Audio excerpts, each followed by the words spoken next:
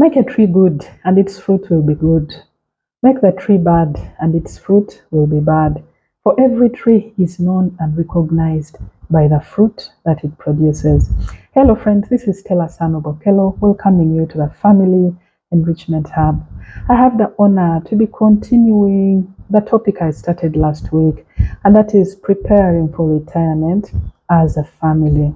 Retirement has many different aspects that we need to factor in while preparing for it, and it entails the mental, the psychological aspect, the social, the physical and health, the spiritual, and the financial aspects. Today, I want to be focusing on what we can do in order to give ourselves a great transition into retirement, socially speaking. What are the things that we need to prepare for? What do we need to do on a social level in order to help us have a great transition? And the first one is to build our multiple identities. All of us are probably a parent, we are a sibling, we are cousins, we are nieces and nephews to people. We have all these different identities that define us.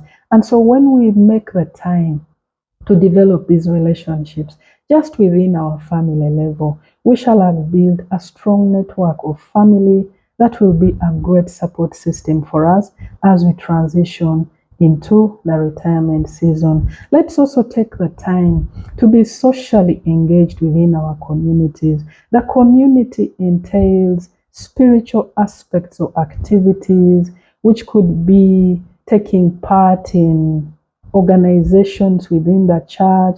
It could be within our local areas where we live in. It could be the different clubs and associations that we belong to. There are so many different groups and networks that we all belong to. And so when we maintain these different networks and activities and groups, we are able to build a strong link and network of people that will be a great support system for us as we enter the period of retirement. We also need to identify, build, and develop our personal passions. On a personal level, when I had just left formal employment, I honestly sat down with myself and explored what I was going to do with my life henceforth. And that is how the Family Enrichment Hub was birthed. From the time that I started this work of family enrichment, I have not had an idle moment. I rarely get bored. I am always busy, I am engaged, I am reading, I am exploring, I am talking to people, I am investigating different issues, and so I am fully engaged and busy the entire week. So by the time I am shooting the weekly video, I have actually had a lot of engagements. And so at family level, as a Bokelo household, we already have a direction of what we are going to do when the retirement time comes. We're going to grow and build the family ministry because that's what the Lord has given and prescribed for us to do. So we are looking forward to continuing the ministry of family enrichment because our vision here is to transform society through the family. And so we are already doing this. And when that time comes, it will not be a struggle for us. Let's also develop a book reading culture. Again, I want to share my personal experience here.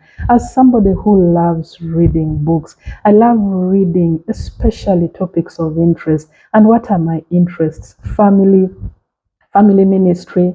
And then I also love the inspirational articles.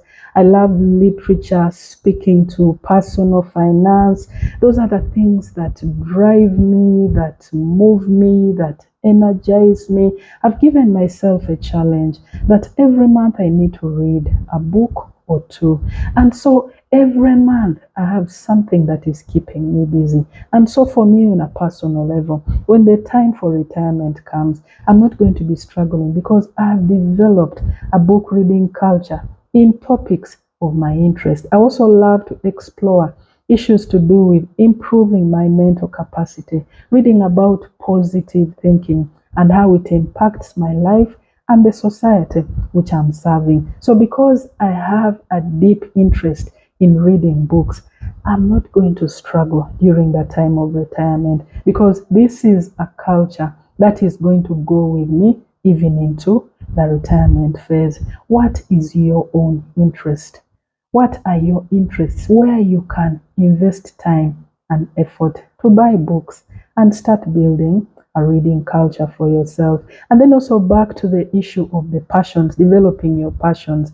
Ask yourself, what are your own passions? What drives you? What motivates you? What energizes you? And begin investing in those different aspects so that when the time for retirement comes, you will simply continue with the passions that you have been running with. I also want to help us appreciate that we need to develop a closely knit network of friends and family. Friends and family will support us during the phase that we shall be transitioning into our retirement.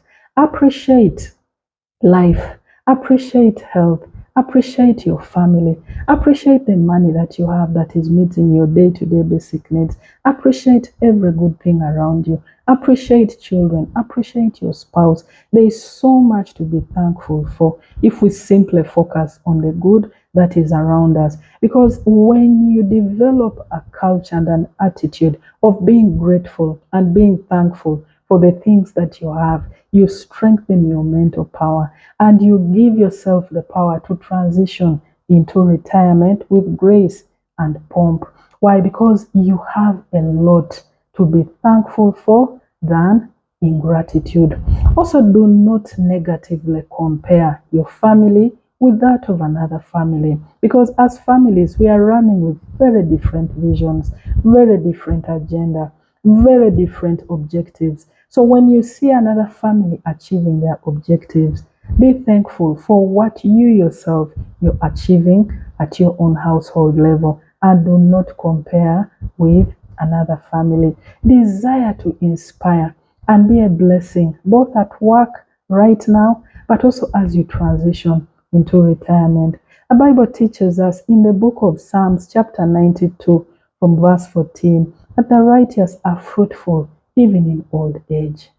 Our opening scripture told us that a tree, when you make it good, it will produce good fruit. When you make the tree bad, it will produce for you bad fruit. So desire to be a blessing to people around you, because as you bless these people, they will be a source of blessing to you as well later in life. Support people while you're still earning, because they will be your social support later in life. The Bible also tells us in the book of Proverbs, chapter 11, verse 24 to 25, that he who waters others will himself be watered.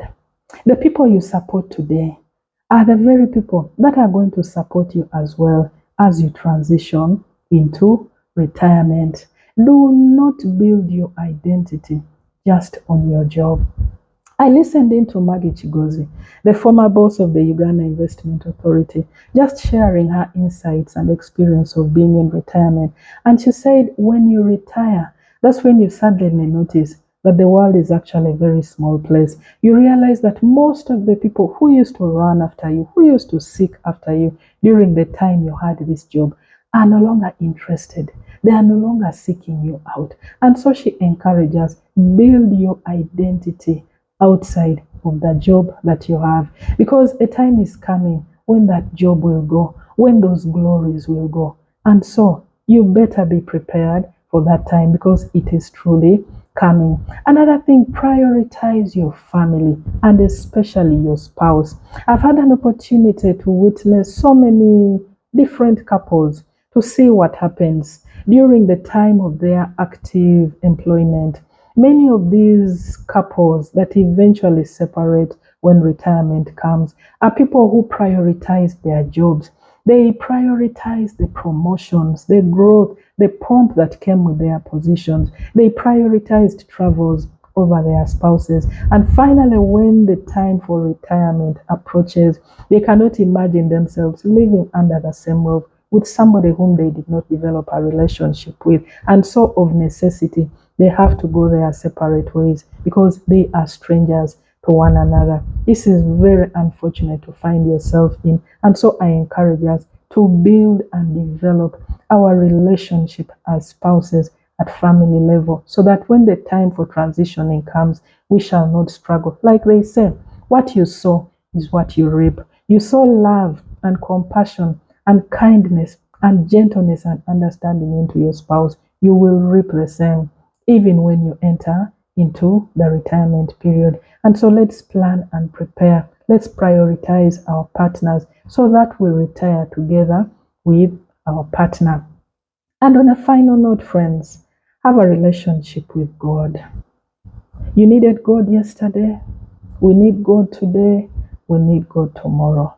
Each of us needs to come to a place in our lives where we know that we cannot do much without God. We need to appreciate His sovereignty, His power, His influence, His sustenance of our lives, that we are where we are because of God. And so as you transition into retirement, consider having a deeply knit and personal relationship with the Lord. In that way, you'll have a beautiful time of retirement because you are spiritually connected to the Lord. I want to conclude with this. Retirement is not a disease, but it is an opportunity to show your worth, to show your value to yourself, to your family, and to the society. Choose to be a blessing and not a pain.